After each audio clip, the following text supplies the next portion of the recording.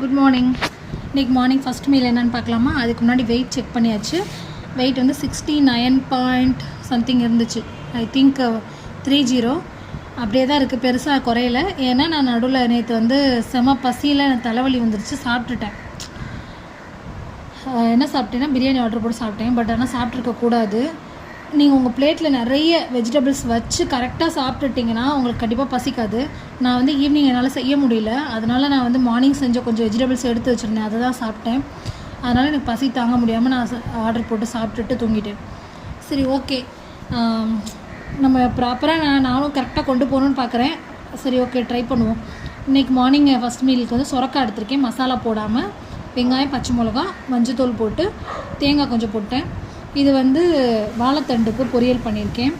அப்புறம் இது வந்து சிக்கன் ஒரு 5 பீஸ் 100 கிராமுக்கு எடுத்து லைட்டாக ஆயில் போட்டு ரோஸ்ட் பண்ணிட்டேன்.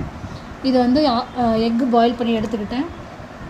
நட்ஸு, சீட்ஸ் எடுத்திருக்கேன். சப்ளிமெண்ட்ரி ஒன்று தான் இருக்குது. ப்ரோட்டீன் பவுடர் எடுத்திருக்கேன், வாட்டரில் மிக்ஸ் பண்ணி. இதான் மார்னிங் சாப்பிட போகிறேன். ஈவினிங் மீலில் பார்க்கலாம். ஈவினிங் இன்றைக்காக கரெக்டாக குக் பண்ணிட்டு வீடியோ போடுறேன். ஓகே, இன்றைக்கி 99th டே. 100 டே வந்ததுக்கப்புறம் செலிப்ரேட் பண்ணலாம்.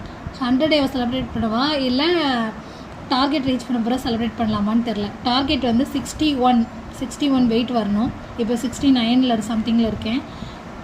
61 வந்த பிறகு செலிப்ரேட் பண்ணலான்னு நினைக்கிறேன்.